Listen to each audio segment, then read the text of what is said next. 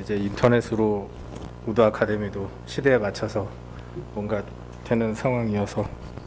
그리고 괜찮은가요? 네. 저 이거 들고 하려니까 불편해서. 뭐 선생님께서 항상 너무 과분하게 소개를 해주시는데요.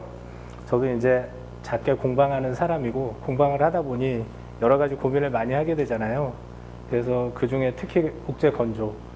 우리가 뭔가 물건을 만들어 놓고 가장 심각하게 문제가 되는 것들, 그런 거 이제 보면 건조에서부터 문제가 되는 것들이 굉장히 많습니다.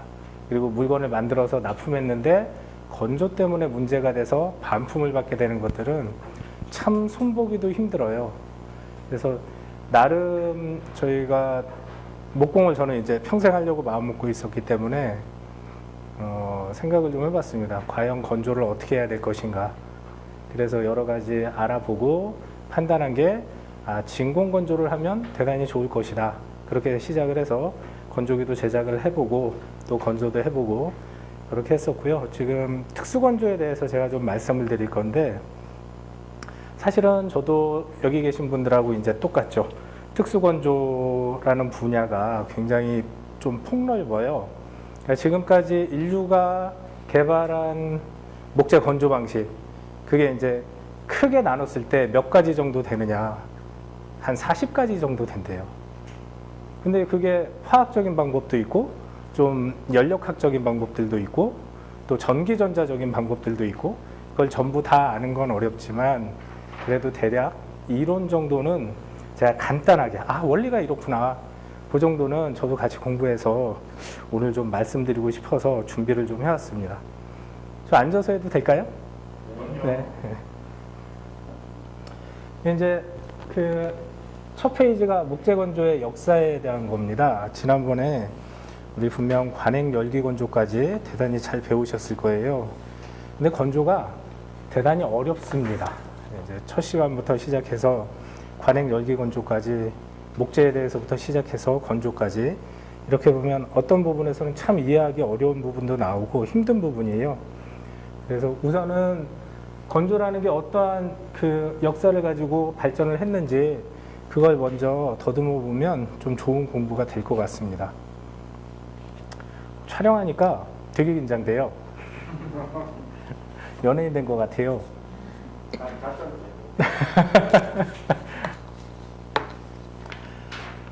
우리가 건조하면 물론 이제 선사시대부터 목재를 건조해서 썼을 것이다, 이렇게 다들 예상할 수가 있잖아요.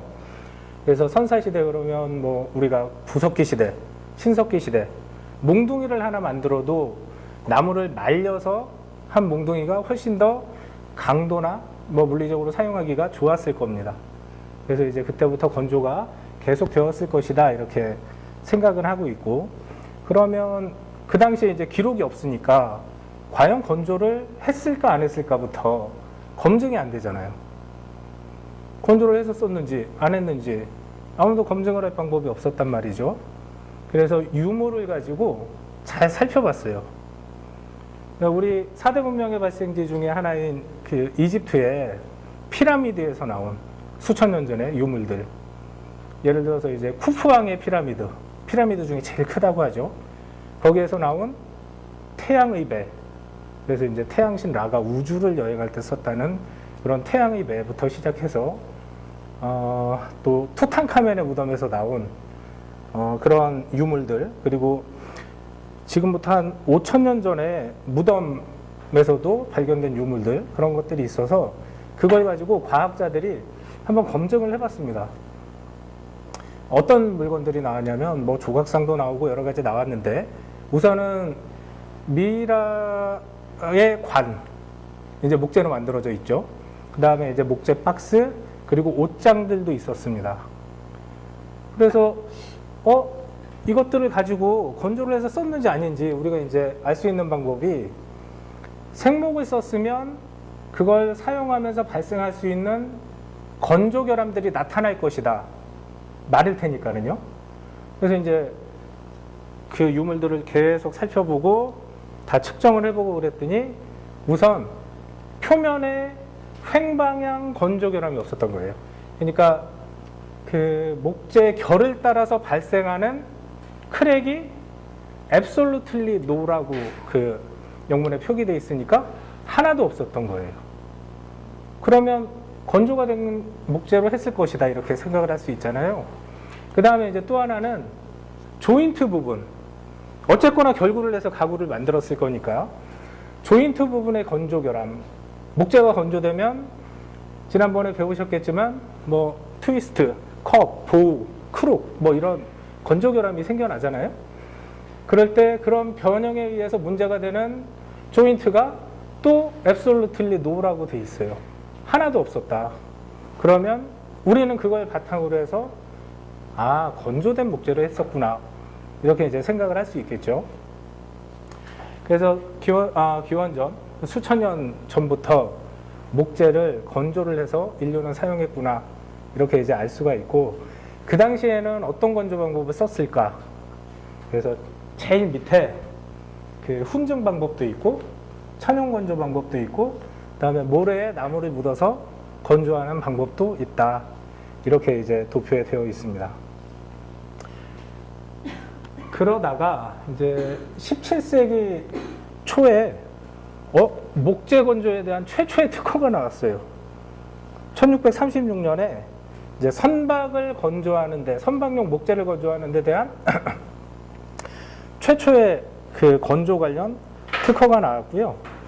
그 다음에 17세기 말쯤 되면 이제 그 루이 14세가 어서 오세요. 루이 14세가 목재를 건조를 하는데 온실에서 목재를 건조를 했다고 합니다. 이제 태양열 건조의 시초가 되는 거예요.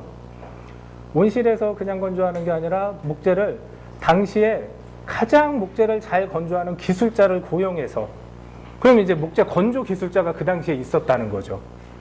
그래서 건조 기술자를 고용해서 최고 품질의 목재를 건조를 했습니다. 근데 이제 그때까지는 사실 우리가 지금 뭐 근현대적인 아주 훌륭한 과학적인 이런 산업혁명 이후에 나타난 그런 기술적인 것들은 없었기 때문에 좀 원시적이었어요. 그러다가 18세기에 들어서 목재를 큰 온실 이런 데서 막 건조하거나 아니면 외부에서 건조하거나 이런 것보다는 특정 영역에 어디 온실이 아니더라도 어떤 이제 챔버 안에서 내지는 어떤 방 안에서 건조하는 게 좀 더 효과적일 것이다. 이렇게 생각을 했습니다. 그래서 킬앤드라이라고 하는 그런 방법이 처음으로 이제 시도가 되죠. 근데 그 당시에는 그 목재 건조장을 지어놓고 그냥 한쪽에서 불을 뗐어요. 그래서 연소가스를 이용해서 목재를 건조를 시켰습니다. 근데 처음에는 그게 없었나 봐요. 우리가 대류가 잘 되게 하기 위해서 예를 들어서 굴뚝도 만들고 뭐 순환장치도 만들고 이런 걸 해야 되는데 그땐 그런 게 없었어요. 그래서 여기서 불을 떼면 바로 앞에 있는 애들은 탄화목이 돼서 나오는 거죠. 탄화가 돼가지고 너무 마르고 변색도 되고 다 갈라지고, 중간에 있는 건 그나마 좀 낫고, 그 다음에 멀리 있는 애들은 마르지도 않고. 그래서 처음에는 이 방법은 좀 별론가 봐 그렇게 생각했지만 조금 후에 다른 여러 가지 기술들이 개발되고 접목되면서 이렇게 어떤 특정 공간 안에 나무를 잔적해 놓고 좀 더 좋은 방법을 이용해서 환기도 되게 하고 그 다음에 열교환기도 거기에 넣고 하면 대단히 좋은 건조 결과를 나타낼 수 있다. 이래서 이제 관행 열기 건조의 시초가 되었습니다. 여기 보시면 이제 가지에서부터 이렇게 뻗어나가는데요. 그게 한 가지 원리에서 계속 파생되는 것들을 나타내고 있는데요. 제가 하나하나 좀 설명을 드리도록 하겠습니다.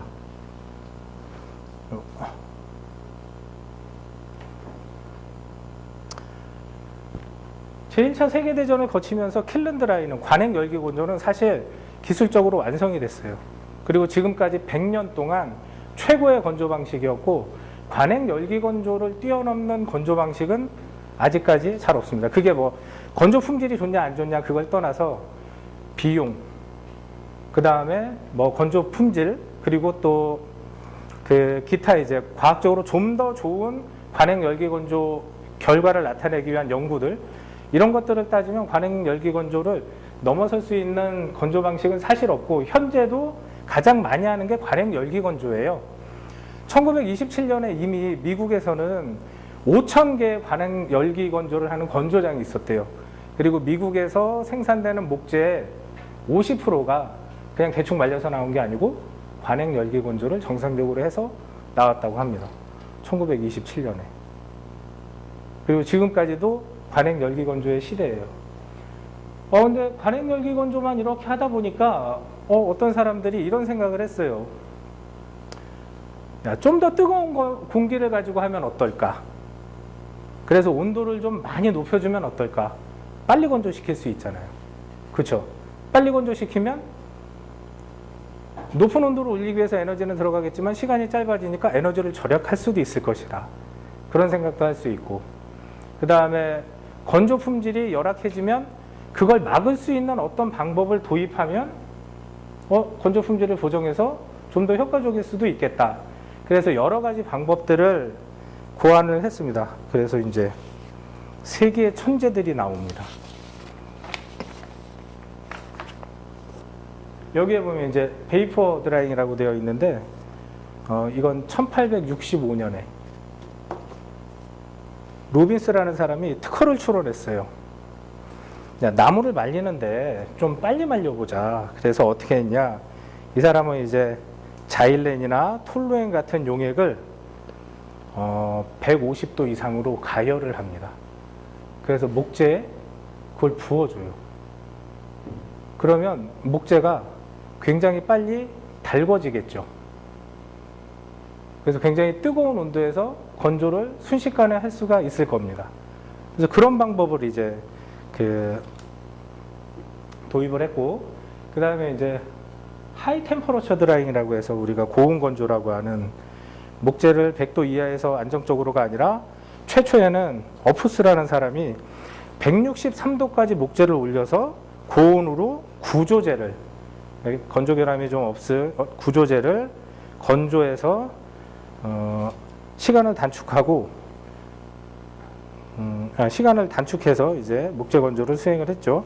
요건 조금 이따 다시 할 겁니다. 그리고 또 하나는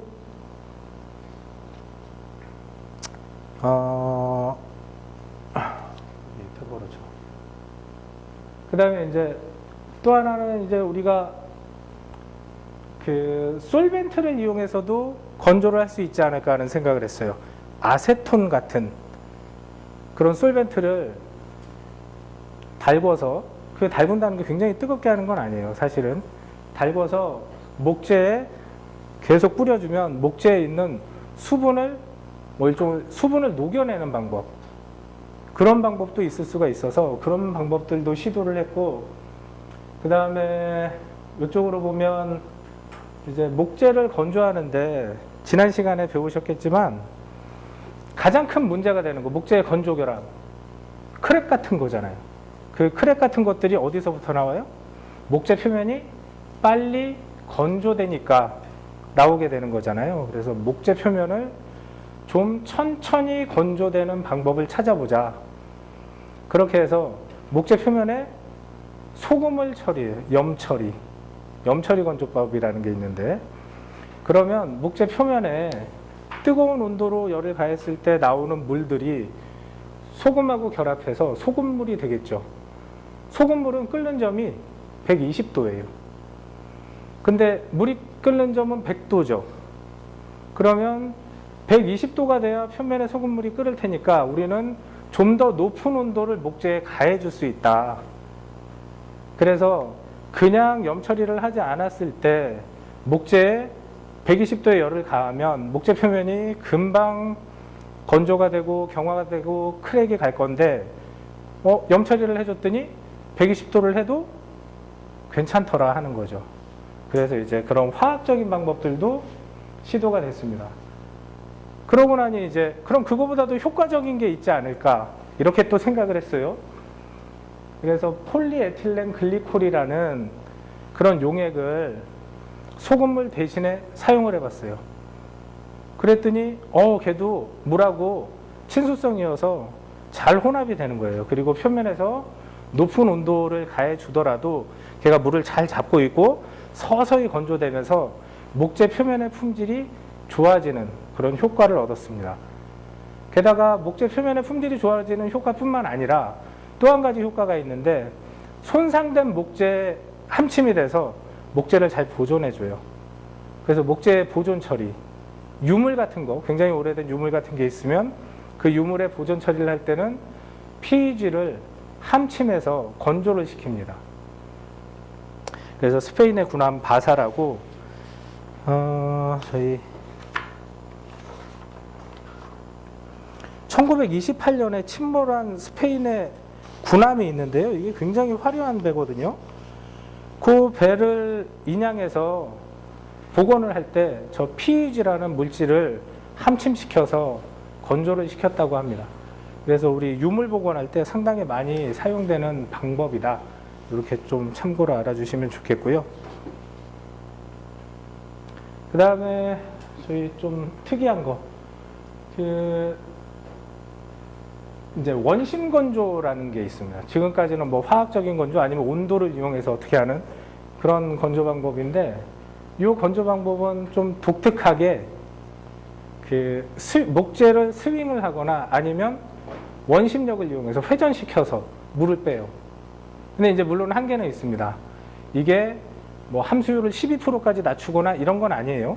다만 함수율 100%짜리를 낮추기 시작해서 섬유 포화점 한계까지는 이론적으로 낮출 수가 있는 거예요.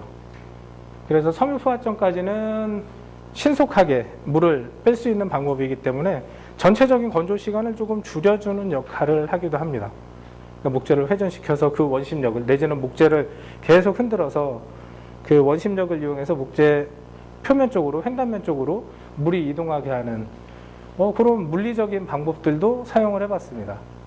그러니까 목재 건조를 하기 위해서 별의별 방법들을 다 쓰는 거예요.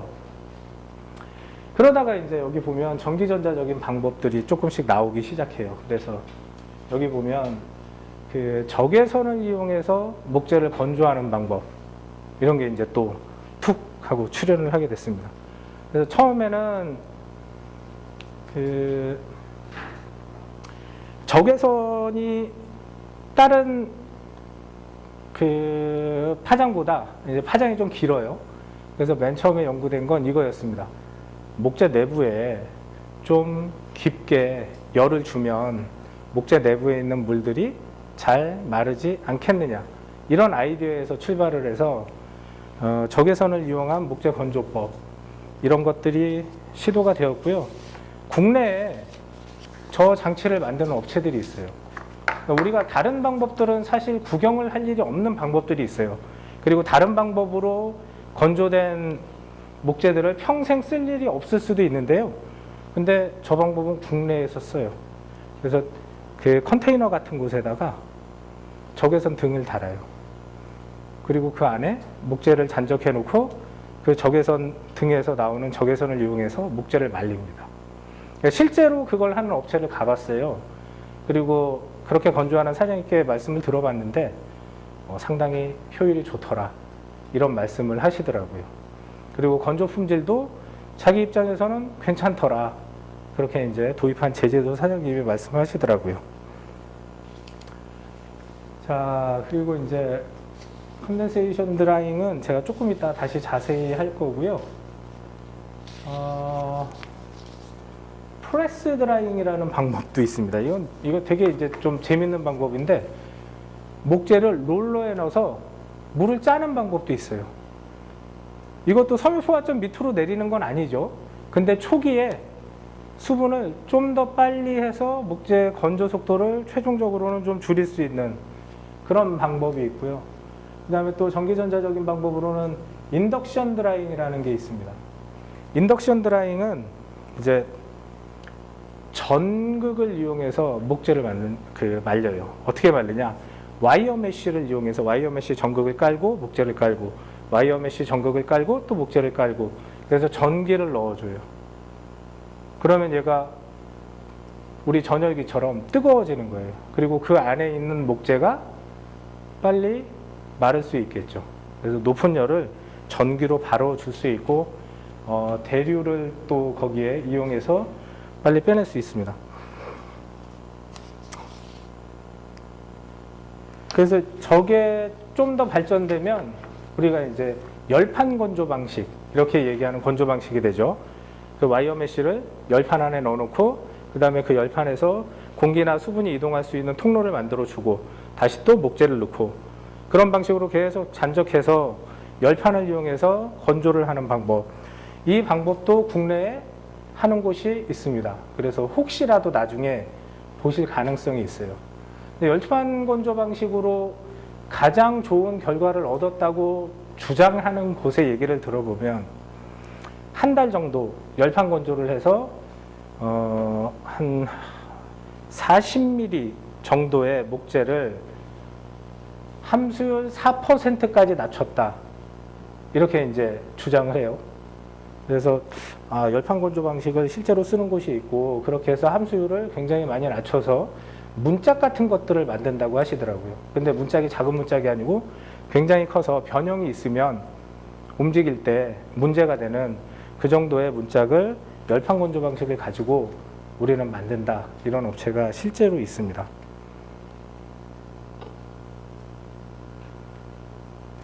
그리고 이제 중요한 게 그 진공 중에서 일어나는 일 이렇게 이제 보면 이 물이 끓는 점이 낮아져요. 그래서 목재에서 물을 빼낼 때 100도까지 온도를 올리지 않아도 되는 거예요. 이제는 100도까지 올리지 않고 뭐 60도, 50도, 심지어는 30도, 20도 이 온도에서도 물이 끓어서 나오게 되죠. 그래서 진공이라는 게 압력을 조정하는 것만으로도 그런 현상이 일어나니까 여기에다가 기존에 열을 주는 방식을 도입하면 좀 더 효과적으로 물을 제거할 수 있을 것이다. 그럼 기존에 열을 주는 방식이 어떤 것이 있느냐? 예를 들어서 열풍을 주는 방식이 있을 수 있고 그 다음에 스팀을 이용해서 목재를 데워주는 방식이 있을 수 있고 그 다음에 끓는 기름을 부어서 목재를 데워주는 방식이 있고 또 우리가 많이 들어본 고주파 진공 건조 다들 들어보셨죠? 고주파를 이용해서 목재를 데워주는 방식이 있고 이런 방식들을 하고 진공 건조를 접목하면 아주 효과적으로 건조를 할 수 있을 것이다 라고 이제 생각을 한 거죠. 상당히 합리적인 방법이죠. 그래서 우측에 맨 위쪽으로 가면 이제 우리 전자레인지 마이크로웨이브를 이용해서 목재를 달구고 진공을 이용해서 효과적으로 목재의 수분을 제거하는 방법. 그 다음에 RFV라고 해서 이게 우리가 얘기하는 고주파 건조입니다. 그리고 조금 특이한 건조 방법도 저 위에 하나 있네요. 맨 위에 우측에 두 번째로 보면 이제 동결 건조 방법 이런 것도 하나 있어요. 동결 건조 방법은 뭐냐면 목재를 우선 동결시킵니다. 목재를 동결시킨 후에 승화열을 주잖아요. 그러면 얘가 승화되어서 기체가 돼요. 얼음이. 그리고 그 기체화된 얼음을 이제 다른 쪽으로 흘려보내거나 내지는 그 안에 있는 냉동 배관 같은 것들을 통해서 흡착을 시킵니다. 그러면 물만 동결된 상태로 흡착이 돼요. 근데 이게 이제 다른 건조 방법하고는 좀 다르게 부피 수축이 없어요. 우리 동결 건조된 어떤 음식들을 많이 볼 수 있잖아요. 그러면 걔들 이렇게 보면 속이 뽕뽕뽕뽕 구멍이 뚫려 있는데 부피의 수축이 별로 없습니다. 그래서 목재의 부피의 수축이 거의 없이 그 얘기는 뭐예요? 크랙이나 뭐나 이런 것들이 좀 덜 발생할 수 있겠죠. 부피의 수축이 없이 건조를 시켜요. 세상에 천재들은 참 많은가 봐요. 그래서 이제 그런 방법들을 가지고 목재를 건조하는 방법들도 연구가 됐습니다. 여기에 이제 굉장히 많은 건조 방법들이 있는데요. 그만큼 목재를 어떻게 좀 잘 건조할까에 대한 그 방법을 연구하는 게 우리한테는 굉장히 중요한 테마였고 별의별 생각들을 다 해서 그것들을 좀 시도를 해봤습니다. 근데 이 중에 그러면 정말 효과적이고 좋은 방법들이 어떤 것들이 있느냐 그러면 40개 중에 불과 제가 보기엔 한 너다섯 가지 정도밖에는 없을 것 같아요. 아까 말씀드렸던 대부분의 방법들은 나타나자마자 바로 사라졌습니다. 실질적인 효과가 거의 없는 것들도 있었고, 그 다음에 실질적인 효과는 있었으나 이제 비용이 많이 드는 것들, 경제적인 문제, 그런 것들이 또 있었고, 그 다음에 어떤 수종에는 효과적이었어요. 예를 들어서 오존 드라이 같은 경우는 고온 스팀에 오존을 섞어서 목재를 건조시키는데요. 어떤 수종은 참 효과적이었어요. 프랑스에서 할 때는. 그래서 그걸 인도에서 다시 검증을 했는데 어라? 인도에서 나오는 목재는 이게 별로인 거예요. 그래서 그것도 그렇게 오래 가지 못하고 좀 사장이 됐습니다. 그렇게 이 목재 건조가 다양한 방법으로 시도는 되었는데 지금까지도 관행 열기 건조가 가장 파워풀하게 그리고 또 많이 사용되는 이유는 다른 건조 방법들이 관행 열기 건조를 따라갈 만큼 비용이나 효율성 면에서 좋지 않다. 그리고 관행 열기 건조는 미국의 FPL 사이트에 들어가 보시면 아시겠지만 목재 수종별로, 두께별로, 초기 함수율별로 건조 스케줄이 이미 다 공개가 돼 있어요. 미국에서 너무 열심히 아주 오랫동안 연구를 해서 이렇게 하면 가장 이상적으로 건조할 수 있다. 그걸 이미 확립해 놓고 무상으로 서비스를 합니다. 그래서 일반적으로 우리가 많이 쓰는 목재들, 가구재로 많이 쓰는 목재들은 이미 건조 스케줄이 다 확립되어 있어요. 다만 국내 수종 같은 것들, 아주 특수하게 국내 수종 같은 것들은 뭐 미국에서 그렇게 연구할 일은 없었을 테니까 그런 것들은 뭐 다 돼 있는 거라고는 할 수 없습니다. 그래도 대부분의 가구재들은 이미 연구가 되어 있어서 관행 열기 건조를 이용해서 대부분 건조를 하고 있다고 봐야 합니다. 오늘 말씀드리고 싶은 것들은 이제 이런 건조 방법들이 있는데요. 그 중에 몇 가지에 대해서 조금 원리들을 좀 더 살펴보고 그 다음에 최종적으로는 진공 건조기까지 좀 설명을 드리는 거예요. 그래서 그 다음으로 넘어가면 특수 건조 방법들은 대단히 많습니다. 아까 보셨지만 이제 영문으로 쭉 되어 있어서 좀 우리말로 되어 있지 않아 가지고 우선은 이제 제습 건조라고 우리 쉽게 말씀드리면 에어컨이나 제습기나 이런 것들을 하나 넣고 건조하는 방법이 있어요. 조금 더 자세하게 설명드릴게요. 그 다음에 100도 이상의 온도에서 건조하는 고온 건조 방법이 있고 또 말씀드렸던 열판 건조 방법도 있고 진공 건조 방법, 고주파 건조 방법, 그리고 전자레인지와 같은 마이크로파 건조 방법, 그리고 증기를 이용해서 건조하는 증기 건조 방법, 그 다음에 아세톤과 같은 용제를 이용한 용제 건조 방법, 그리고 유비등 건조 방법, 기름을 이용해서, 그리고 가압 증기 건조 방법, 뭐 온도 연속 상승 건조 방법, 뭐 아무튼 굉장히 많습니다. 그 중에 제습 건조부터 제가 말씀을 드릴게요. 제습 건조법은 간단하게 보면 이런 겁니다. 우리 에어컨을 틀어놓죠, 여름에. 목재 건조기에 기본적으로 온도가 올라가야 이제 수분의 증발이 일어날 테니까 높은 온도에 공기를 불어넣어 줬어요. 그리고 나서 거기에 제습기 내지는 에어컨이 하나 있어요. 그래서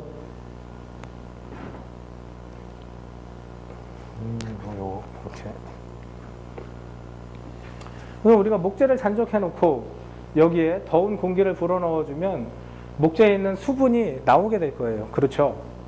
근데 그 수분이 나오게 되는데 그 수분을 우선 다른 곳으로 이동시켜서 먼저 물을 빼냅니다.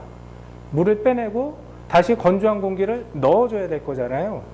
근데 물을 빼내는데 이런 방법을 쓰는 거예요. 에어컨을 쓰는 거예요. 에어컨. 에어컨을 이용해서 제습을 합니다.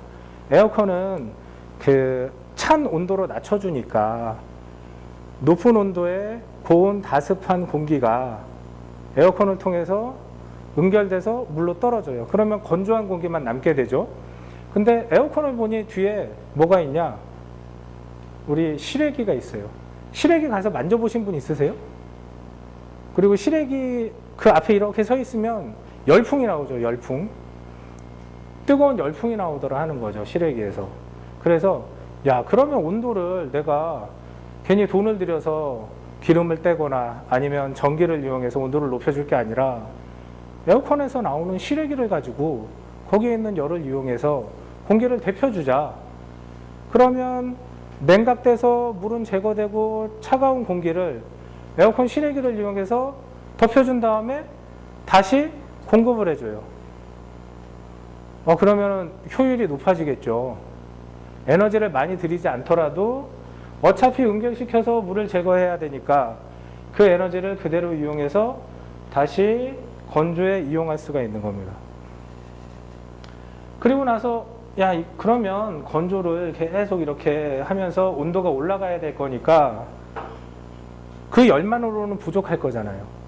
그래서 그 열만으로는 부족하니까 거기다 플러스 알파 조금만 열을 더 에너지를 가해주면 뜨거운 공기를 계속 불어넣어 줄 수 있는 그런 시스템이 됩니다. 요 제습 건조 방법은 그래서 아주 높은 온도에서 건조하는 건 아니지만 에너지 효율을 좀 더 높일 수 있는 건조 방법이다, 이렇게 얘기들을 하고 있습니다. 그래서 일반적으로 열기 건조에 비해서는 에너지 소모가 좀 작답니다. 약 50% 정도까지. 그 다음에 초기 투자 비용이 적은 게요, 이 에어컨이나 제습기 이런 것들은 지금 기술적으로 어려운 게 아니에요. 만드는데 비용이 많이 드는 것도 아니고 뭐 그렇게 어려운 것들이 아니죠. 돈이 많이 들어가는 것도 아니죠. 그래서 비용을 많이 들이지 않고 건조장을 만들 수 있어요. 목공을 하시는 분들 중에 건조기를 한번 만들어 보겠다 하시는 분들은 솔직히 제가 추천하는 바 제습 건조기를 만드세요. 다른 것들은 비용이 굉장히 많이 들어가는데요, 이 제습 건조기는 굉장히 손쉽게, 그리고 뭐 제습기나 에어컨이나 용량이 좀 큰 것들을 하나 구해서 우리가 실제로 만들어 볼 수 있는 건조 장비예요. 그리고 컨트롤하는 것들도 컨트롤러나 이런 것들이 비용이 비싸지가 않아요. 대단히 저렴하게 구성할 수 있어요. 그래서 이 제습 건조기를 하나 만들어 보는 건 우리한테는 되게 좋은 이점이 될 수가 있습니다. 그리고 건조제의 품질이 높아요. 이게 아주 고온으로 건조하는 게 아니고 서서히 건조하는 방식이기 때문에 변형이나 할열이나 크랙 같은 것들, 이런 것들이 많지 않습니다. 다만 이게 시간이 좀 많이 걸리는 방법이에요. 건조 시간이 좀 오래 걸려요. 그런 단점이 있고, 상대 습도 40% 이하에서 제습기 효율이 낮아져서, 이건 이제 이때쯤 되면 건조가 많이 진행이 돼서 이제 건조 효율이 좀 저하된다, 이런 특성이 있습니다. 제습 건조기 좀 어려운가요? 그냥 말씀드린 것처럼 제습기가 하나 들어가 있는 건조기다, 이렇게 생각하셔도 되고요.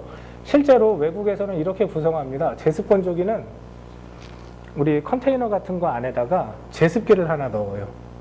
그 다음에 제습기만 가지고 그 열효를 모두 달성할 수는 없으니까 난로를 하나 넣어요.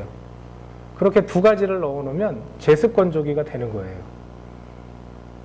좀 이해가 안 가실 수도 있는데, 실제로 이제 제습 건조기 구성을 우리 심화반에서 한번 보시면 나도 만들 수 있겠구나, 그런 생각을 하실 수 있어요. 대단히 쉬우니까. 네? 가정에서 사용하는 제습기. 네, 가정에서 사용하는 제습기 내지는 이제 산업용 제습기들이 조금 용량이 좋잖아요. 그런 걸 하나 넣어 놓으시면 실제로 목재 건조가 대단히 잘 됩니다. 그래서 나중에 한번 만들어 보셨으면 하는 건조기, 그게 이제 제습 건조기죠. 그리고 다른 건조기보다 위험하지가 않아요. 고온 건조기나 이런 것들은 위험하거든요, 사실. 굉장히 고온으로 올리기 위한 장비들이 있어야 되고, 또 고온으로 올라가면 올라갈수록 많은 비용이 드는 거거든요. 근데 이거는 제습기하고 작은 난로 하나면 건조기를 구성할 수 있으니까 우리 입장에서는 굉장히 손쉽고 편안하고, 그리고 또 안전에 있어서도 크게 문제가 되지 않는 건조법이 될 수 있습니다. 그 다음에 이제 고온건조법에 대해서 잠깐 말씀드릴게요. 고온건조법은 이런 원리로 이루어집니다. 목재에 100도 이상의 열을 공급을 해요. 그러면 그 목재에서는 물이 끓어서 증발을 하게 됩니다. 그러니까 물이 수증기가 되는 건 두 가지 과정이죠. 그냥 100도가 안 되더라도 바람 솔솔 불고 좀 따뜻하면 증발을 하죠. 근데 100도 이상의 온도를 주면 이제 끓어서 증발을 합니다. 엄청나게 격하게 나오는 거죠. 세포벽 안에 있는 자유수가 100도 이상의 온도가 가해지면 어떻게 되겠어요? 끓어서 부피가 팽창해요. 부피가 몇 배로 팽창하냐? 약 1620배 정도로 팽창을 해요. 1620배의 부피로 팽창을 하게 되면 세포벽 안에 있다가 뚫고 나오겠죠. 그래서 이건 서서히 마른다 이게 아니라 분출되면서 마른다 이렇게 생각하시면 되겠죠. 그래서 가열된 물이 분출하면서 나오고요. 이 분출된 물을 우리가 나중에 수거하면 건조된 목재를 얻을 수는 있습니다. 다만 문제가 되는 게 높은 온도로 가열을 하면 목재 표면이 굉장히 신속하게 건조가 될 거고, 목재 표면이 신속하게 건조가 되면 나중에 크랙이 발생할 가능성이 있겠죠. 건조가 빨리 높은 온도에서 되면 될수록 건조결함은 발생될 확률이 높으니까, 그래서 이런 이런 건조 방법은 어떤 목재에 적합할까 이런 생각을 좀 해봤는데, 우선 투과성이 좋은 목재 적합하고요. 그 다음에 또 건조결함이 잘 안 나타나는 목재들이 있습니다. 구조재처럼. 그런 목재들에 적합하다 이렇게 얘기를 할 수 있고, 건조 시간을 4배에서 10배 정도 단축시킨대요. 높은 온도를 주려면 많은 에너지가 들어가는데 건조 시간이 굉장히 단축되기 때문에 실질적으로 최종 소비되는 에너지는 상당히 적답니다. 그래서 에너지도 줄이고 건조 품질에 크게 신경 쓰지 않는 목재라면 고온건조법을 이용해서 건조를 하는 것도 대단히 좋은 방법이라고 할 수가 있습니다. 그래서 우선은 침엽수재에 유리하고요. 그 다음에 활력수재 같은 경우는 투과성이 좋은 목재에 대해서나 유리한 방법이고, 투과성이 안 좋은 목재들은 찌그러짐, 할열, 내부 할열, 변색 이런 것들이 나타날 가능성이 매우 높습니다. 그래서 이런 고온건조 방법은 처음부터 고온건조를 하는 게 아니고 천연건조를 시켜서 함수율 25% 정도까지 낮추거나, 기존에 열기건조를 시켜서 함수율을 18%에서 20% 정도로 낮춘 후에 마지막에 건조하는 방법. 우리 왜 컨디셔닝 이퀄라이징 지난 시간에 배우셨잖아요. 그 맨 마지막에 함수율을 신속하게 낮추는 그러한 공정에 응용을 하면 좋을 것이다 이렇게 생각을 하고 있습니다.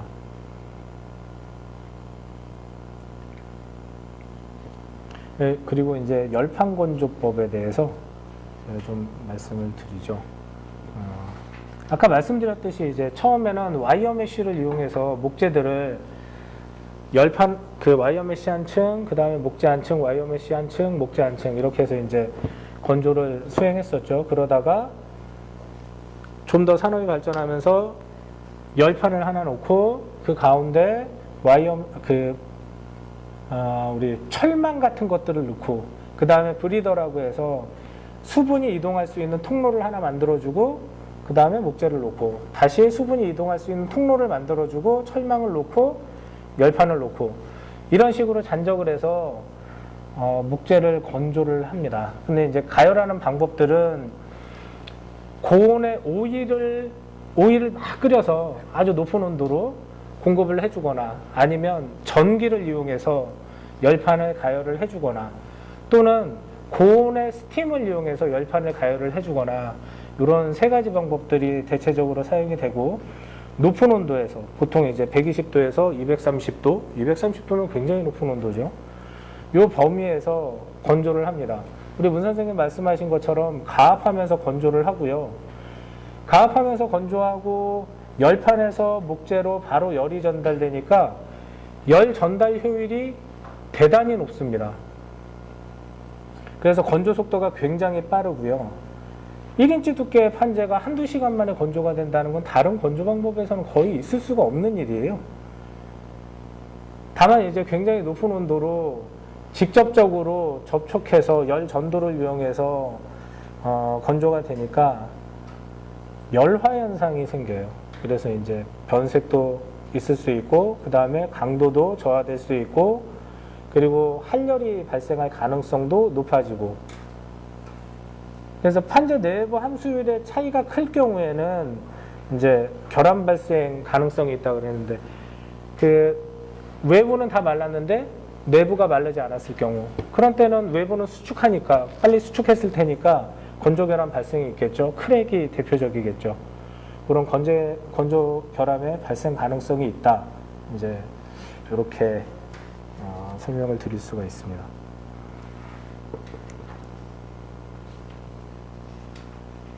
자, 그 다음에 증기건조법. 여기 이제 예전에는 맨 처음에는 훈증건조에서부터 이제 높은 온도를 이용해서 건조하는 것들이 시작이 됐습니다. 열을 줘서 처음에는 연소가스를 이용했어요. 그러다가 야, 연소가스를 이용하니까 이게 이 연소가스 자체가 굉장히 건조한 거예요. 봤을 때. 그래서 야, 그러면 이 건조한 연소가스를 가지고 할 게 아니라 불을 피워서 물을 데피자. 물을 데펴서 이제 물을 데펴서 증기가 나오면 그 증기를 또 다시 데피자. 그러면 얘가 100도가 아니라 100도, 120도, 130도, 150도 이렇게 증기의 온도는 계속 올라가요. 우리가 그걸 과열 증기라고 하거든요. 그래서 그 증기를 이용해서 그 다음에는 건조를 했더니 증기는 습한 상태잖아요. 그래서 건조 결함이 줄었어요. 그래서 그러면 증기를 이용해서 건조하면 건조 결함이 주는구나. 그러면 좀 더 습한 방법을 찾아서 표면을 보호하면서 건조를 시키면 굉장히 좋은 건조 품질을 얻을 수 있겠구나. 그래서 계속 표면이 습하게 유지하면서 건조하는 방법들이 개발이 됐습니다.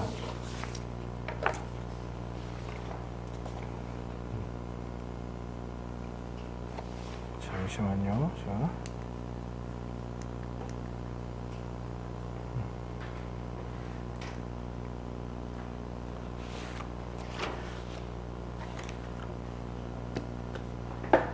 자, 그러다가 이제 제가 이거 잠깐 다른 거랑 헷갈렸어요. 이 증기건조법은 이겁니다. 목재를 건조하는데, 이게 목재를 건조하는데 계속 우리가 물, 스팀 이런 것만 가지고 할 것이냐, 그게 아니라 좀 더 다른 방법이 있지 않을까. 그래서 이제 새로운 천재가 하나 나타났는데, 그러면 이런 방법을 한번 써보자. 물보다 끓는 점이 굉장히 높은 어떤 물질을 가지고 끓여서 목재에다가 얘를 분사시켜보자.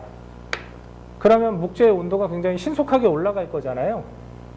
근데 물하고 섞이지 않고 물보다 높은 온도에서 끓는 그러한 용재를 이용하니까 목재에서 나오는 수분이 나온 이후에 그 끓는 가스하고 같이 혼합돼서 나와요.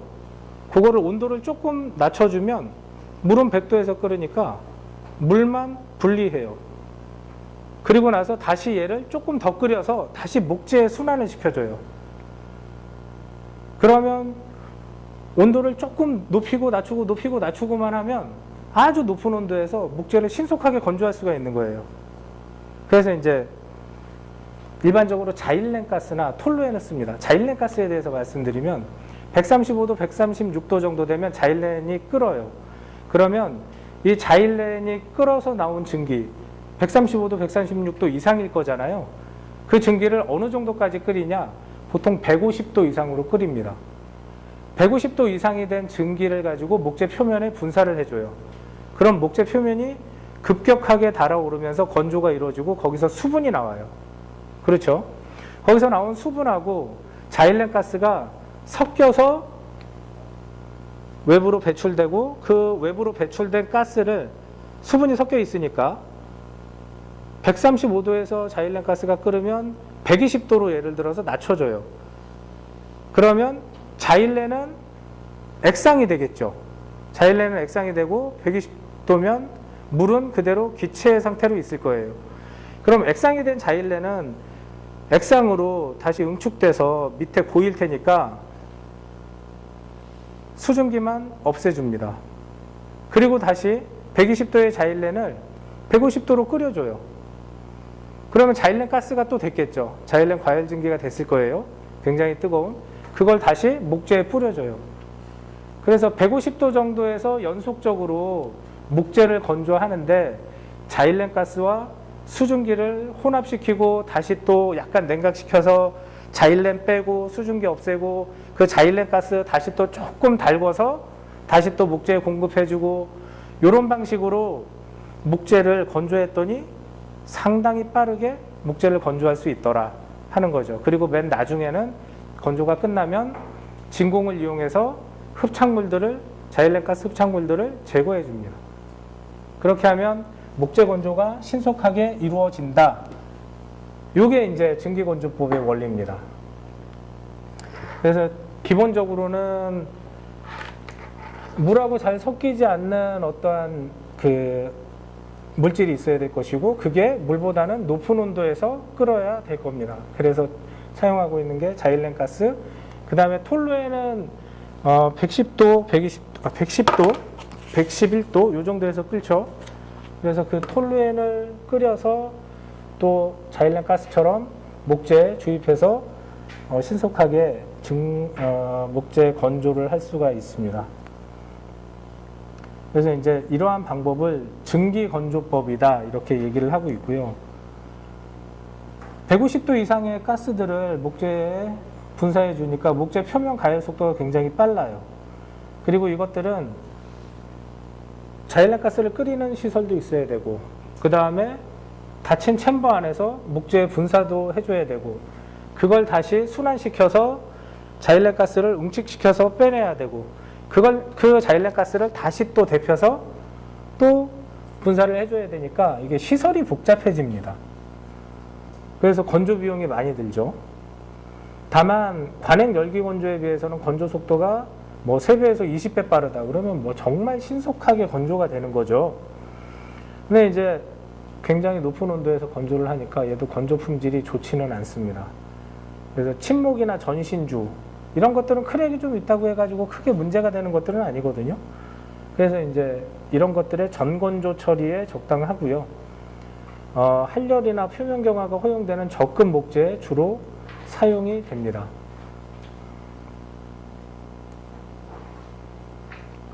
그리고 또 용재 건조법이 있는데 이 용재 건조법은 말 그대로 이제 용재, 솔벤트로 가장 많이 쓰이는 건 아세톤이죠. 원래는 이 용재 건조법이 처음 나왔을 때는 파라핀을 가지고 했답니다. 그러다가 파라핀은 이거 별로야, 효율성이 별로야. 그래서 이제 바로 아세톤으로 대체가 됐는데요. 요 아세톤의 끓는 점이 56점 몇 도인가 그럴 거예요. 저도 한번 찾아봐야 되겠는데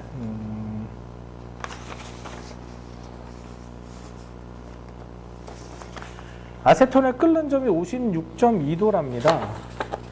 이제 이 아세톤의 온도를 55도까지 가열을 합니다.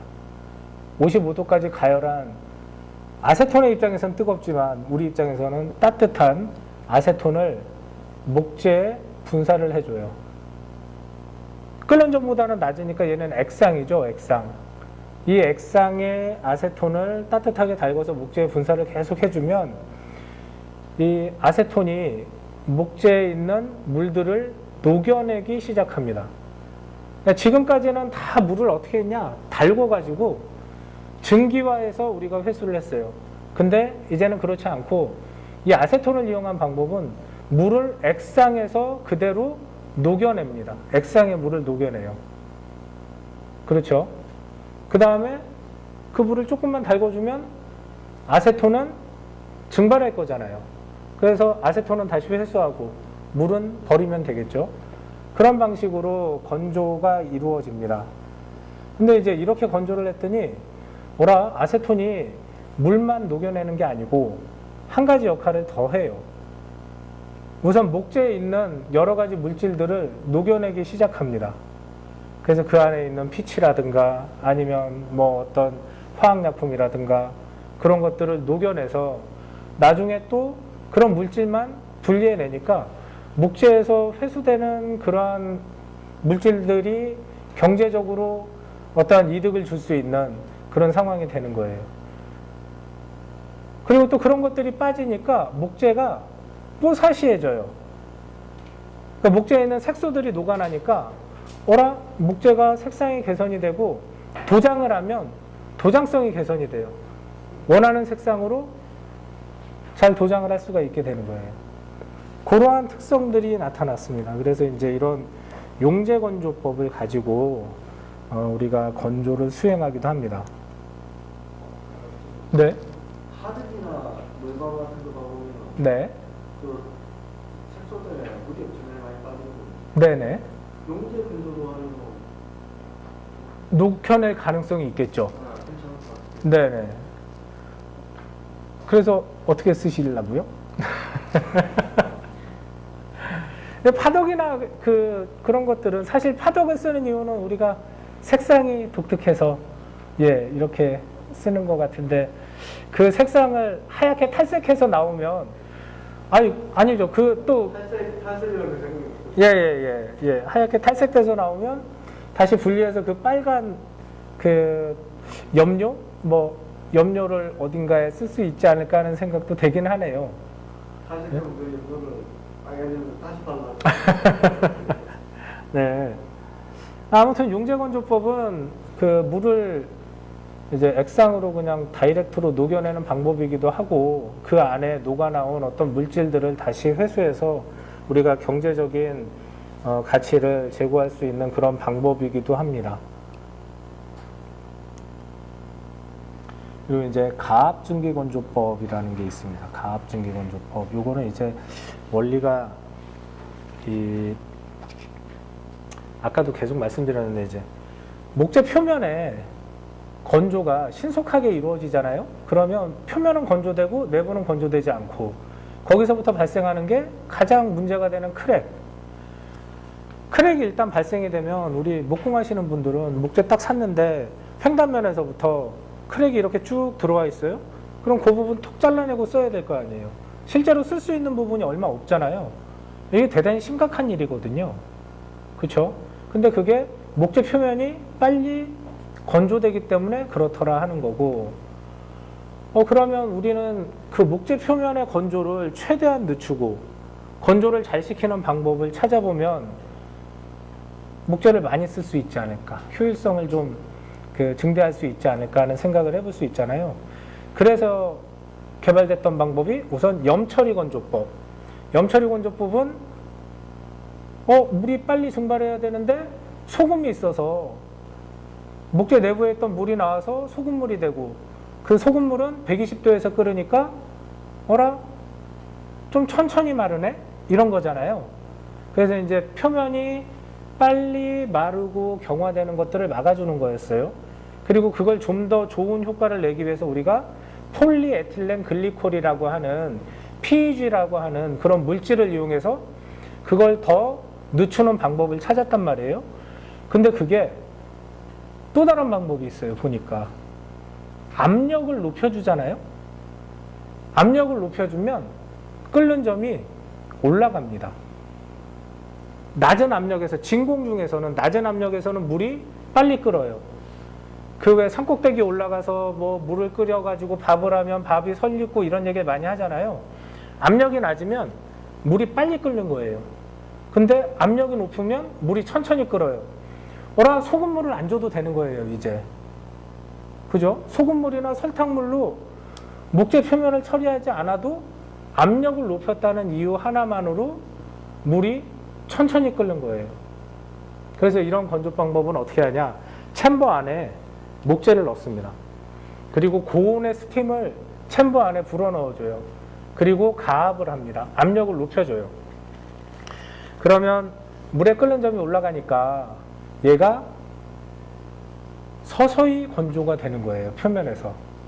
그렇다고 해서 열 전달이 안 되냐? 고온의 스팀을 불어줬으니까 목재 내부까지 열 전달은 신속하게 됩니다. 그래서 다른 일반 건조법, 그러한 방식의 건조법보다는 표면에서 증발 속도가 낮아서 건조 품질이 조금 향상되는 장점이 생겼어요. 그래서 이 가압증기건조법은 그러한 원리를 이용해서 고온건조법하고 비슷한데 고온건조법에서 좀 더 가압을 해서 표면의 결함을 줄일 수 있는 효과를 얻었습니다. 가압증기건조법은 증기건조법에 가압을 해서 그러한 효과를 얻어낼 수 있는 방법이다, 이렇게 생각하시면 됩니다. 그래서 이것도 이제 고온에 의한 건조 방법이니까 건조 시간은 굉장히 빠르죠. 그리고 챔버 안에서 발생된 수증기는 배출하지 않고 계속 재순환을 해요. 상대 습도를 계속 높인 상태에서 건조하기 위함이에요.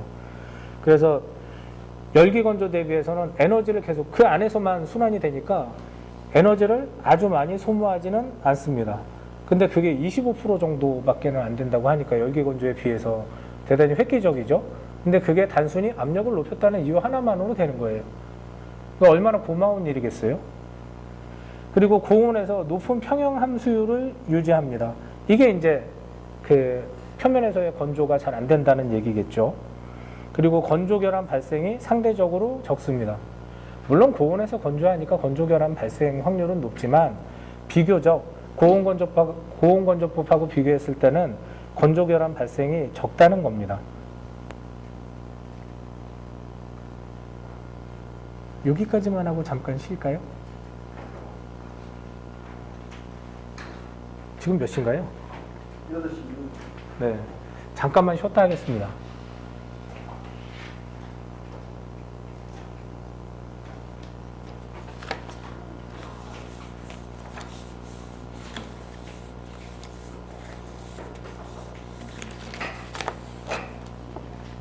그럼 이제 진공건조법 해서 마무리하겠습니다. 사실 그 기존에 했던 이제 뭐 여러 가지 특수건조법은 우리가 구경하기가 어려운 건조 방법들이죠. 사실 제습건조는 우리가 쉽게 건조기를 만들 수 있는 방법이어서 사실 뭔가 좀 그 적극적으로 건조기를 한번 만들어서 건조를 해보겠다 이런 분들은 제습건조기를 한번 만들어 보는 건 굉장히 좋은 그 생각이신 것 같아요. 근데 그 외에 건조기를 만드는 건 우리는 사실 어려운 일이고 대부분은 우리가 죽을 때까지 그 방법으로 만든 것들을 그 방법으로 건조하는 어떤 목재를 받아보는 것들은 다른 특수건조 방법은 사실 별로 없을 겁니다. 근데 요즘은 우리가 건조한 목재를 받아볼 수 있는 것 중에 가장 좀 현실적인 거, 그걸로 보면 진공건조한 목재는 우리가 여러 군데서 이제 받아볼 수가 있게 됐어요. 국내의 진공건조기들이 굉장히 많이 늘어나고 있고, 특히 고주파 진공건조기. 그러니까 일본에서 이제 60년대, 70년대 쓰던 고주파 진공건조기들이 이제는 폐기돼서 한국으로 와서 다시 재생산돼서 가동이 되고 있습니다. 일본에서는 60, 70년대 이제 고주파 건조기들이 많이 개발이 되고 실제로 적용이 돼서 오랫동안 썼거든요. 그러다가 화재 문제라든가 여러 가지 이제 단점들 그런 것들이 발견되면서 고주파 건조기가 좀 사양길에 접어들고 있다고 합니다. 그리고 그때 사용했던 장비들 이제 수십 년 사용했잖아요. 그 장비들이 한국으로 이제 고물로 수출이 되는 거죠. 그리고 그걸 손봐가지고 다시 우리가 사용을 하고 있고 지금 인천에도 굉장히 많이 있고요. 그 다음에 몇 개 제재소에서 실제로 고주파 진공건조기도 운영을 하고 있고 또 증기를 이용해서 온도를 높여주는 방식의 진공건조기 그런 것들도 지금 몇 군데서 실제로 운영이 되고 있습니다. 그래서 이제 대구 쪽에 외관 그쪽에도 굉장히 큰 증기를 이용한 진공건조기가 가동이 되고 있고 그다음에 또 부산 이런 데도 진공건조기들이 가동이 되고 있다고 합니다. 요즘 그 떡판을 고주파 진공건조했다 이렇게 해가지고 판매하시는 분들이 많이 나타나잖아요. 그게 지금 우리나라 제재소나 목재소나 아니면 이제 건조장에서 고주파 진공건조기를 일본에 있던 것들을 구입해가지고 실제로 도입한 데들이 꽤 많고요. 그 다음에 고주파 진공건조기나 이런 것들의 가격이 많이 내려갔어요. 그래서 중국에서 수입해가지고 진공건조를 하는 분들도 많이 생겨났습니다. 그래서 예전보다는 상당히 많이 접할 수 있는 건조 방법이 됐고, 신속하게 건조를 하기 위해서 고주파 진공 건조 의뢰하시는 분들이 많아지셨어요. 그래서 진공 건조 방법에 대해서 이제 좀 설명을 드리고 싶습니다. 진공 건조도 굉장히 이게 진공이라는 걸 하나 줌으로 해서 나타나는 효과가 아주 기특해요. 그래서 여기 보시면 아시겠지만 이게 이제 압력입니다. 압력을 우리 이제 1기압에서 계속 떨어뜨려서 진공을 주면 물의 끓는 점이 100도에서부터 계속 내려갑니다. 여기 보시면 대략 진공도 90%면 뭐 50몇 도에서 물이 끓는 거예요. 그냥 진공을 줬다는 것만으로 내가 100도까지 열을 올리지 않고 50도 조금 지나면 물이 끓어서 증발이 되는 겁니다. 이게 얼마나 기특한 일이에요. 그러면 진공을 저렇게 주는 게 어려운 일이냐? 요즘은 너무 쉬운 일이 됐습니다. 1950년, 60년을 지나면서 진공 펌프가 대량으로 양산이 되기 시작합니다. 산업화되면서. 그래서 저 정도의 압력을 구현하는 것들은 아무것도 아니에요. 그렇게 비싼 돈을 들이지 않더라도 우리가 충분히 구현할 수 있는 상황이 됐습니다. 챔버만 있으면 충분히 해볼 수 있는 건조 방법이기도 해요. 자, 진공을 줘서 100도까지 올리지 않고 우리가 물을 끓일 수가 있으니까 이제는 고온건조법이나 이런 것들에 나타나는 여러 가지 문제점들, 일단 에너지가 많이 들고 그런 것들 차지하고서라도 표면이 굉장히 급속하게 건조되면서 발생하는 크랙, 변형 이런 것들을 걱정하지 않아도 되게 됐어요. 그렇겠죠? 낮은 온도에서 건조를 하니까. 그리고 또 챔버 안에서 건조하기 때문에 수분이 물이 수증기가 돼서 나와서 어디 갈 수가 없어요. 그렇죠? 그러면 그게 외부에 계속 있잖아요. 그럼 상대 습도가 굉장히 높아지는 거죠. 그러다가 상대 습도 100%가 되면 서서히 응결돼서 챔버 외부에 물방울이 달라붙습니다. 그래서 걔들이 이렇게 내려와서 챔버 하부에 고여요.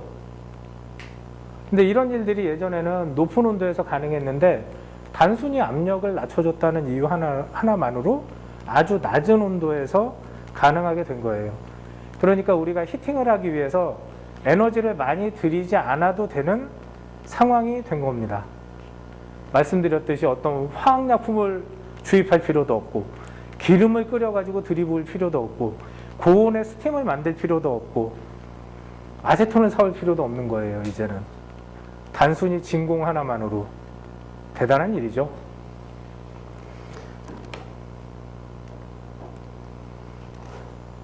그래서 이제 진공 건조 방법은 요 두 가지 특징으로 이제 상황에 따라서 제가 구분을 해봤는데,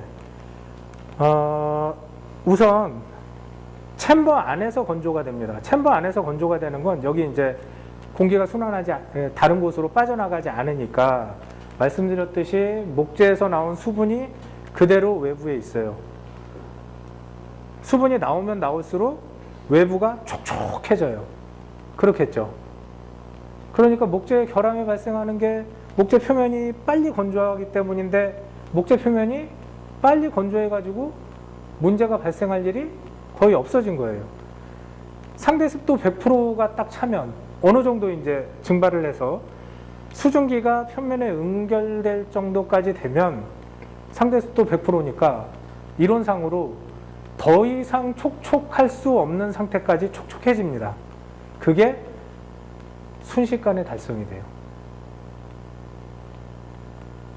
대단히 좋겠죠?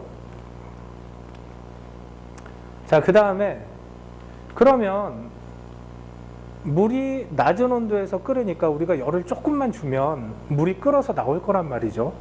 물이 끓어서 나오는데 닫힌 공간 안에서 압력이 낮으니까 물이 끓었을 때 나오는 속도가 쑥 하고 그냥 빨듯이 나와요.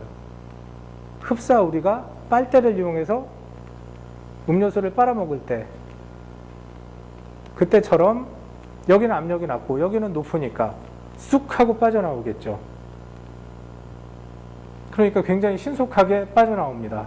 예를 들어서 물을 100도로 끓여서 1600배 부피로 만들어서 그 압력으로 빠져나오는 그걸 50도에서 이제 가능하게 되었고요. 50도에서 1620배로 늘어나는 게 아니라 진공도가 높아지면 높아질수록 진공도 50%만 되면 곱하기 2배, 3400배로 증가해서 쑥 하고 튀어나오는 거예요. 그러니까 야, 이거 고온건조 하는 것보다도 단순히 진공 하나 준 걸로 훨씬 더 신속하게 수증기를 빼낼 수 있는 상황이 된 겁니다. 대단히 좋은 거죠.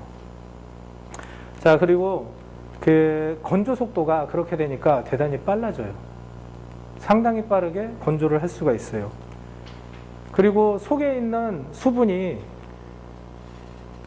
우리가 물을 일반적으로 끓였을 때보다도 더 부피가 크게 팽창하니까 얘가 쑥쑥쑥쑥 잘 나오고 내부까지도 비교적 균일하게 건조가 잘 되는 특성이 있습니다. 그러니까 이게 압력 하나 가지고 별의별 걸 다 할 수 있는 거예요. 아까는 압력을 높여서 표면에서의 증발을 억제해서 높은 온도에서 건조하면서 결함을 억제했잖아요. 그러니까 압력을 높이는 것도 그때는 도움이 됐어요. 근데 반대로 압력을 낮췄더니 더 기특한 일들이 생겨난 겁니다. 대단히 유리한 상황이 된 거죠. 자, 그러면 진공건조는 단순히 진공만 준다고 다 되느냐? 저희가 진공건조기에서 건조를 해봤더니 진공도를 98%까지 줬을 때 안 마릅니다. 하나도 안 말라요. 그래가지고 정말 황당했죠. 처음에 저는 이론적으로 진공도 98%까지 주면 98%면 어느 정도 될까요? 좀 위쪽으로 올라가서 진공도 98% 되면 한 10도 정도에서 끓을까요? 그냥 물이 끓어야 되잖아요. 그래서 막 나와야 되잖아요. 근데 하나도 안 마르는 거예요. 하루가 지나고 일주일이 지나고 봐도 하나도 안 마르고 이게 아니네. 그래서 이제 그 다음에 원시적으로 헤어드라이어를 진공건조기 안에 넣어봤어요. 그리고 진공도를 너무 낮추면 그 냉각을 할 수 없어서 열선이 끊어질까봐 진공도를 조금 낮춰가지고 80% 정도로 해서 헤어드라이어를 이렇게 가동을 해봤더니 이제 그 진공건조기의 창이 뿌얘지기 시작하는 거예요. 그래서 이제 그러면 이게 몇 도가 돼야 건조가 시작되는지 궁금하잖아요. 그래서 거기다가 온도계를 넣어봤습니다. 서머커플이라고 해가지고 그 와이어 두 가닥으로 그 저항값을 가지고 온도를 측정하는 게 있어요. 그 미세전류 값의 그 변화를 가지고. 그래서 이제 와이어를 두 개를 딱 넣어가지고 그 두 포인트에서 하나는 목재 표면에서 그리고 하나는 목재의 구멍을 뚫고 그 안에다가 서머커플을 딱 박았어요. 그래서 건조가 되는 거를 쭉 봤더니 목재 표면의 온도가 한 60도 정도 되니까 건조가 잘 되는 거예요. 건조가 되기 시작해요. 물이 많이 나와요. 그리고 이제 그 내부를 보니까 내부의 온도는 목재 내부의 온도가 30mm짜리 느티나무였는데 온도가 한 10도 정도 낮아요. 일반적으로. 그래서 그러면 표면의 온도하고 내부의 온도가 시간이 많이 지나서 정상적으로 가열이 되면 내부는 한 10도 정도 낮구나. 이렇게 이제 저는 판단을 했고, 표면 온도가 60도 정도 되니까 잘 마르더라. 이렇게 이제 판단을 했습니다. 그래서 이제 진공건조기를 한번 만들어 보자. 이렇게 생각을 했죠. 그래서 이제 그 헤어드라이어는 빼고 이제 진공 안에서 작동할 수 있고 높은 습도에서도 작동할 수 있는 정기적인 거기 때문에 습도가 높으면 얘가 사고가 날 수 있어요. 그래서 이제 절연을 잘한 그런 히터를 먼저 개발을 했습니다. 이 히터가 중요하거든요. 그래서 그런 히터를 진공건조기 안에 넣어놓고 진공을 주고 우리가 건조를 시작했죠. 그랬더니 30mm짜리 느티나무를 다양한 건조 스케줄을 가지고 적용을 해보니까 일반적으로 함수율 15% 미만으로 내리는데 걸리는 시간이 일주일이면 충분하더라 하는 거고요. 사실 그건 별로 중요하지 않았어요. 이게 일주일이냐 2주일이냐 그건 제 거니까 며칠 더 넣어놔도 되는 거예요. 그게 그렇다고 해가지고 에너지가 많이 들어가느냐? 5, 60도 뭐 70도 이 정도 그 히터로 올리고 그 다음에 진공 펌프 가끔 한두 번씩 작동하는데 그거에 들어가는 전기세는 하나도 중요하지 않아요. 시간도 내 건데 뭐 그렇잖아요. 근데 결과가 되게 중요했어요. 느티나무를 딱 뺐는데 사람들이 와서 다 놀란 거예요. 야, 이거 크랙이 하나도 안 갔다.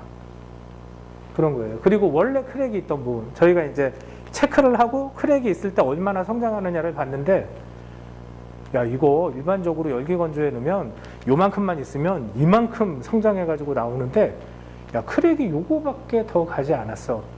그래서 크랙이 성장하는 게 정말 조금밖에 없었던 거예요. 그래서 야, 진공건조는 대단하구나. 그 다음에 이제 실험한 게 뭐였냐, 난건조제. 야, 건조가 정말 어렵다고 하는 거. 그래서 이제 캄포나무, 우리 왜 도마로 많이 쓰잖아요. 건조가 정말 어렵잖아요. 캄포나무를 가지고 건조를 해봤더니 이런 결과가 나왔어요. 크랙은 거의 없더라. 다만 캄포는 수축하면서 변형이 굉장히 많은 나무구나, 이제 이런 결론을 얻었고, 그 다음에 먹감나무는 거의 결함이 나올 거라고 생각하고 건조를 시작해요. 아예. 근데 먹감나무를 딱 건조를 해보고 가지고 오신 사장님이, 세상에 먹감나무가 이렇게 건조 결함이 별로 없이, 전혀 없던 건 아니에요. 약간 크랙이 그 진행이 됐고, 그 다음에 그 상당한 먹감의 수축이 있었어요. 근데 이렇게 멀쩡하게 나온 건 처음 봤다, 이렇게 이제 말씀을 하신 거예요. 그래서 야, 진공건조 방법이 다른 건조 방법에 비해서 크랙이나 또 건조 속도나 건조 품질이나 이런 부분에서는 많은 과학자들이 연구한 것처럼 상당히 좋구나, 이렇게 이제 결론을 내렸습니다. 그래서 저희가 했던 것들은 상당히 컨벤셔널한 가열 방법을 가지고 진공건조를 했던 건데요. 그 방법이 이제 이 뒤에 나옵니다. 조금 이따 앞쪽으로 다시 가서 설명드릴 거고, 과열증기를 가지고 건조를 합니다. 과열증기는 물에 끓는 전보다 높은 온도의 스팀을 얘기하는 거예요. 증기. 그게 무슨 얘기냐? 우리가 100도에서 물을 끓여요. 물이 100도에서 끓으니까 물은 100도 이상 올라가지는 않겠죠. 근데 거기서 끓어서 나온 스팀은 다시 열을 줘서 달구잖아요. 그럼 100도, 200도 계속 올라가요. 그래서 물에 끓는 전보다 높은 온도의 스팀, 수증기, 이걸 우리가 과열증기라고 하고요. 진공 중에서의 과열증기는 100도가 아니겠죠. 만약에 진공 중에서 물이 50도에서 끓었다 그러면 과열증기는 60도죠. 그렇죠? 60도면 과열증기가 되는 거예요. 60도, 70도. 50도에서 끓었으니까 51도부터 이제 과열증기가 되겠죠. 쉽게 얘기하면. 그래서 낮은 온도의 과열증기를 가지고 50도, 60도, 70도밖에 안 되는 애들을 가지고 목재를 가열을 시킵니다. 그럼 목재 온도가 그거보다도 더 낮게 올라가겠죠. 60도짜리로 가열을 시키면 60도보다는 낮을 거고, 70도짜리로 가열을 시키면 70도보다도 낮을 거예요. 그렇죠? 그럼 목재가 낮은 온도를 계속 유지하고 있는 거예요. 그러니까 이제 우리가 목재 진공건조를 하면서 나타나는 장점 중에 하나인, 높은 온도로 건조했을 때 목재 표면에 탄화가 되거나 변색이 일어날 수 있죠. 근데 이제 높은 온도가 아닌 거예요. 변색이 없어요. 그런 장점까지 생겼어요. 그래서 이 방법을 가지고 건조를 하면 되게 좋을 것이다 라고 생각을 했는데, 이미 이제 전 세계에서 머리가 좀 많은 분들이 엄청나게 훌륭한 장비들을 다 개발을 해놨더라고요. 그래서 찾아보니까 지금 사진에서 보시는 것처럼 맨 우측에 보시면 엄청나게 많은 양이 한꺼번에 들어갑니다. 기차 한 2냥 정도가 한꺼번에 들어가서 건조되고 나오고 하는 그런 진공건조기가 이미 있는 거예요. 그래서 여기 보시면 아시겠지만 이렇게 이런 챔버 형태, 내부에는 저렇게 공기를 순환하는 장치가 있고, 과열증기를 순환하는 장치가 있고, 그렇게 저렇게 많은 양의 목재를 한꺼번에 건조를 시킬 수도 있다. 그러면 관행열기 건조보다 과연 진공 건조가 어떤 장점이 있냐? 관행열기 건조하고 진공 건조를 비교했을 때 우선 진공 건조가 신속하게 건조하잖아요. 그래서 예전에는 관행열기 건조장을 지을 때 굉장히 크게 지었습니다. 무지하게 크게 지었는데요. 진공 건조기는 쬐끔해요. 어라, 여기다가 도대체 저 양을 다 하려면 이거 어떻게 하지? 근데 보니까 얘는 예를 들어서 3일이면 건조가 되고 얘는 한 달을 해야 돼요. 그러니까 좀 과하게 설명하면 생산성이 또 되게 좋더라, 진공 건조가. 그래서 빠른 시간에 계속 건조를 할 수 있으니까 실질적으로 동일 시간에 건조하는 양을 비교하면 생각보다 상당히 많더라 하는 거죠. 그런 장점까지 있더라 하는 겁니다. 그래서 진공 건조 방식은 여러 가지 장점이 있는데 말씀드렸던 그런 장점들을 가지고 이 진공 건조가 일반적인 건조 방법보다는 조금 우월하다 이렇게 얘기들을 하고 있어요. 다만 장점도 있는 반면에 단점도 있습니다. 이 네 번째, 건조 설비의 가격이 너무 높아요. 이게 진공 건조기 보시면 이제 우리가 일반적으로 고온이다 그러면 장비 가격이 높아져요. 그 다음에 진공이다 그러면 장비 가격이 높아져요. 그래서 장비 가격이 상당히 높고 그 다음에 운용을 하는데 좀 전문성이 있어야 돼요. 진공 건조기에 대해서 정확한 건조 스케줄을 잘 운용을 해야 정상적인 건조 품질의 목재가 나옵니다. 자, 우선 진공 건조법은 그냥 진공 건조만 하지 않아요. 제가 아까 초두에 먼저 진공을 줬는데 하나도 안 마르더라. 이렇게 말씀드린 이유가 있어요. 진공 건조 방법은 진공을 주는 것만으로는 건조가 안 돼서 거기에 플러스 뭐가 들어가냐? 열을 주는 방법이 꼭 들어가요. 그래서 제가 시도했던 방법은 고온 스팀을 이용한 방법이었어요. 과열 증기를 이용한 방법. 그 고온이라는 게 100도 이상이 아니고 진공 중에서 진공도에 맞춘 물에 끓는 점 이상. 저희는 일반적으로는 50도부터 시작을 해서 85도 정도까지만 가온을 합니다. 뭐 100도, 200도 이렇게 가온을 하지 않아요. 85도 정도면 충분히 높은 온도로 가온을 한 거예요. 저희 입장에서는. 자, 그렇게 이제 그 과열 증기를 이용한 고온 스팀을 이용한 진공 중의 고온 스팀, 그러니까 낮은 온도의 스팀을 이용한 방법. 그건 이제 저희가 사용했던 방법이고, 그 다음에 또 다른 분들은 야, 그거 말고 우리 전자레인지를 한번 진공 건조기에 도입을 해보자. 그런 분들이 생겼어요. 그래서 마이크로웨이브 진공 건조 방식, 이런 방식이 있어요. 우리 전자레인지를 보면 그 안에 마그네트론이라는 애가 있습니다. 마그네트론이라는 애가 고주파를 발생해줘요. 그러면 그 고주파는 목재 내부에 물 분자를 흔들어서 그 마찰열을 내서 온도를 올려줍니다. 그래서 전자레인지하고 진공을 결합하면 신속하게 목재를 건조할 수 있지 않겠느냐. 그래서 실제로 시도를 했어요. 시도를 했더니 신속하게 목재를 건조할 수는 있었어요. 근데 다만 문제가 되는 게 하나 있었어요. 이 마이크로웨이브라는 애는 이게 파장이 굉장히 짧습니다. 파장이 짧다는 얘기는 이제 고등학교 때 물리 시간 좀 생각해 보세요. 목재 내부에 얘가 뚫고 들어갈 수 있는 깊이가 굉장히 낮아요. 대신에 온도는 굉장히 높게 낼 수 있어요. 그러니까 온도가 높게 나가는 동시에 얼마 못 들어가는 거예요. 야, 그러면 요렇게 깊게 들어가서 열을 줘야만 목재가 잘 건조가 될 텐데 깊게 들어가지 못하니까 다른 거 좀 찾아봐. 이렇게 얘기가 된 거예요. 그래서 마이크로웨이브보다는 파장이 좀 긴 애를 찾았어요. 그게 바로 우리 방송, 통신, 이때 쓰는 주파수. 그래서 우리가 라디오 프리퀀시라고 해요. 그래서 라디오 프리퀀시 줄여서 RF라고 하는데 우리가 고주파 진공 건조기 할 때 그 고주파는 마이크로웨이브를 얘기하는 게 아니고 이 RF를 얘기하는 거예요. 라디오 프리퀀시. 그래서 일반적으로 산업용으로는 13.56MHz의 주파수를 사용합니다. 자, 그러면 야 13.56MHz로 한번 쏴봐. 그랬더니 얘가 나무에 깊게 들어가는 거예요. 훨씬 깊게 들어가고 그 안에 있는 물 분자를 흔들어서 열을 확 내주는 거예요. 그 목재가 뜨거워졌을 거 아니에요. 그 다음에 외부가 진공이에요. 그러니까 얘가 수증기화되고 바로 쏙 빨아내는 거죠. 그래서 고주파 진공 건조기가 효율이 좋습니다.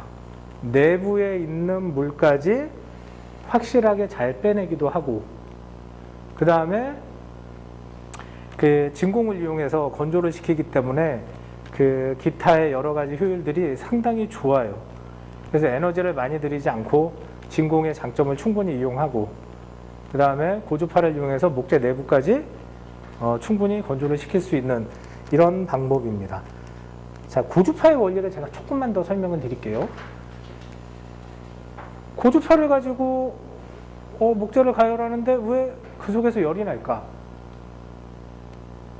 고주파 주파수를 주면 열이 난대. 이게 왜 그럴까요, 이게? 생각해 보신 적 있으세요? 야, 그러면 우리 핸드폰 통화할 때 그 주파수라고 하니까 그 옆에 있으면 물이 열이 날까? 어라? 내 여기 피부가 열이 나가지고 타지 않을까? 그런 생각 안 해보셨어요? 그 정도의 에너지를 내진 않겠죠, 핸드폰이. 근데 이제 그 고주파를 가지고 열을 내는 원리는 이렇습니다. 우리 여기 보면 이런 전등 아니면 뭐 형광등 이런 애들은 우리 교류 전기가 흘러요. 다들 아시죠? 직류하고 교류, 전기는 이렇게 두 가지로 나뉘잖아요. 플러스 마이너스 따로 있는 게 직류. 그 다음에 플러스 마이너스가 계속 바뀌면서 전기를 공급하는 게 교류. 그렇죠? 우리 목재 안에는 수분이 있죠. 수분을 배출시키는 게 우리의 목적이니까 목재 안에 이제 수분이 있는데, 그 수분은 우리가 원자 단위로 분석을 해봤더니 수소 원자 2개, 산소 원자 1개 이렇게 붙어 있는 거예요. 산소 원자는 또 이렇게 딱 떨어뜨려 봤더니 뭐라? 마이너스 2개 이게 붙어 있고, 수소 원자는 플러스 1개씩 이렇게 붙어 있는 거예요. 이온이. 수소 원자는 플러스죠. 산소는 마이너스죠. 그렇죠? 근데 이제 이 위에 전기가 흐르는 걸 쭉 보면, 전극에서 교류 전기가 흐르면 한 번은 플러스, 그리고 한 번은 마이너스, 계속 바뀌잖아요. 여기 전기가 플러스가 딱 들어왔어요. 그러면 물 분자가 이렇게 있다가 여기 플러스 들어왔으니까 마이너스인 애가 가서 달라붙겠죠. N극, S극 달라붙고 플러스 마이너스 달라붙는 것처럼. 여기 이제 물 분자가 있다가 얘가 여기가 플러스가 되면 얘가 산소예요. 예를 들어서 산소는 마이너스잖아요. 얘가 이렇게 올라가요. 플러스를 향해서. 그렇죠? 근데 조금 있다가 순식간에 마이너스로 바뀌어요. 그럼 얘가 다시 플러스인 수소가 위로 딱 올라가요. 그래서 일로 또 붙죠. 그게 계속 바뀌어요. 순식간에. 우리 일반적인 전기는 60Hz니까 그 초당 60번이 바뀌어요. 근데 13.56MHz면 메가는 100만이잖아요. 그러니까 1300만 번 이상이 1356만 번이 바뀌는 거예요. 그렇죠? 맞나요? 그러면 얘가, 이 물이 그렇게 많이 계속 왔다 갔다 하는 거예요. 얘가 말 그대로 연락이 움직이는 겁니다. 그럼 실제로 열이 납니다. 마찰열이 나요. 흔들리면서. 이것도 되게 신기하죠? 전극에 전기를 공급하는 것만으로 물 분자가 왔다 갔다 하는 거예요. 그러면서 스스로 열이 나요. 근데 이게 또 보니 나무에 물이 제일 많은 부분이 어디예요? 판재를 보면 판재 외부가 물이 제일 많겠어요? 가운데 부분이 많겠죠. 판재의 가운데 부분. 판재의 가운데 부분에 물이 많으니까 걔들이 더 많이 왔다 갔다 하는 거예요. 그러면 판재의 가운데부터 열이 많이 나겠죠. 그렇죠. 물이 많은 곳부터 열이 많이 납니다. 지금까지 아까 봤던 모든 건조 방법은 또 열이 다 외부에서부터 들어가요. 그래서 표면이 먼저 뜨거워져요.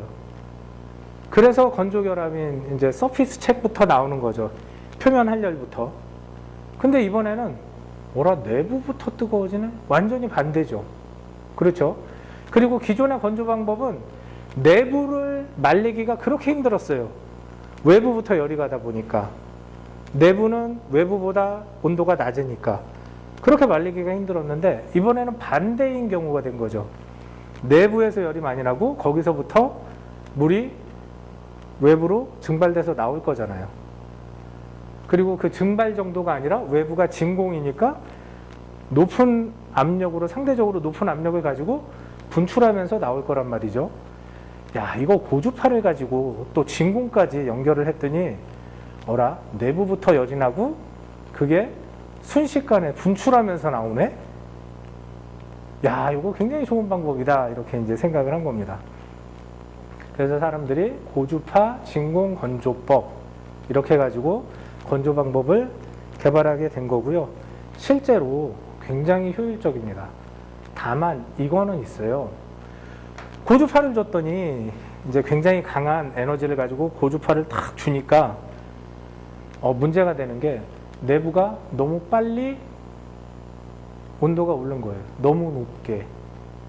그러다 보면 어떤 현상이 발생을 하냐. 내부가 이렇게 촥, 촥, 촥. 우리 목공하는 분들은 내부에 터널이 생겼다. 이런 말씀도 하고, 그 다음에 이제 우리는 이제 인터널 책이 생겼다. 이렇게 내부 결함이 생기더라. 그리고 어떤 경우에는 나무가 전부 다 쪼개져서 나와요. 그건 건조 스케줄 관리를 잘못한 거예요. 그 건조 스케줄이라는 게 이제 전체적으로 보면 온도의 함수일 테니까 온도 관리를 잘못한 건데, 그 온도는 결국에 고주파 에너지를 얼만큼 어느 시간만큼 줄 것이냐, 얼마나 강하게 어느 시간만큼 줄 것이냐, 그거에 대한 우리 컨트롤이 잘못된 거겠죠. 그래서 고주파 진공건조처럼 에너지를 과하게 순식간에 줄 수 있는 건조법들은 조금 조심을 해야 되는 게, 이 건조 스케줄을 조금만 잘못 세팅하잖아요. 그러면 우리가 원하는 고품질의 건조를 하는 게 아니고 건조 결함이 굉장히 심각하게 나올 수도 있더라 하는 거고, 실제로 우리가 인천이나 이런 데 가서 고주파 진공건조를 의뢰할 수 있잖아요. 그런 때는 경험이 많은 업체에 의뢰를 해야 됩니다. 예전에 어떤 분이 그 인사동에 계시는 어떤 사장님이 돈이 많으셔가지고 느티나무 1,000만 원짜리를 한 그루 사셨대요. 그리고 우리나라에서 이제 가장 건조를 잘한다는 고주파 진공건조기가 있다는 곳에 갖다 주셨는데 전부 다 깨져서 나왔어요. 그래서 이런 고주파 진공건조, 기술적으로 좀 진보적이다 그렇다고 해서 모든 게 다 완벽한 건 아니다. 그러니까 운영의 노하우가 상당히 필요하더라 하는 겁니다. 이제 최종적으로 정리를 해보면, 이런 고주파 진공건조는 외부 가열 방식으로는 열 전달이 불가능한 두꺼운 목재도 내부부터 가열을 할 수 있다. 그리고 수분이 많은 내부에서 이제 먼저 발열을 하니까 표면부터 건조되면서 발생하는 건조 결함은 우리가 줄일 수가 있어요. 그리고 내부가 뜨겁게 가열이 됐었기 때문에 내외부 함수율 분포가 균일해요. 내부까지 잘 말랐으니까. 그리고 고주파 이 컨트롤은 굉장히 신속하게 할 수 있습니다. 그래서 온도 제어를 굉장히 신속하게, 가장 신속하게 하고 정확하게 할 수 있는 건조 방법이고, 건조가 진행되면 발열량이 줄어듭니다. 왜? 물이 이제 없어졌으니까. 물이 발열을 하는 소스가 되는데 물이 없어졌으니 온도를 높여주려면 출력을 굉장히 높여줘야 돼요. 자, 그래서 단계적으로 출력을 증강시켜줘야 하고요. 그 다음에 이제 아까 말씀드렸듯이 통신 주파수하고의 혼선을 방지하기 위해서 13.56메가 주파수를 사용해야 됩니다. 다른 주파수를 쓰면 이게 전파법 위반이에요. 그래서 야 나는 이 주파수를 쓸래. 그러면 안 되는 거예요. 그 통신 주파수하고 같이 쓰면 안 됩니다. 교란이 되니까. 네, 그래서 요거는 13.56MHz는 산업용으로 쓰는 주파수이고 요거의 절반, 그거의 또 절반, 뭐 내지는 13.56의 2배, 4배 요렇게 쓸 수 있어요.